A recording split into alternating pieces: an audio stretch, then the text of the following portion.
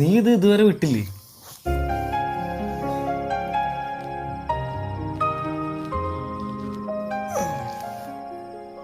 Malayalam film ഇൻഡസ്ട്രിയിലെ most പോപ്പുലറായ ഒരു music ഡയറക്ടറെ കൈവിട്ടു പോയതിൻ്റെ ഒരു വിഷമം ഇപ്പോഴും എൻ്റെ ശ്രീമതി കുട്ടിക്ക് മനസ്സിലുണ്ടോ? മോനെ ദിനേശ, ഏത് ബാർബർ ഷോപ്പിൽ നിന്ന് കിട്ടി അളിഞ്ഞ കോമഡി? അല്ലടോ, സീരിയസ്ലി അവൻ ഇപ്പോഴും തന്നെ മിസ് ചെയ്യുന്നുണ്ടെങ്കിലും.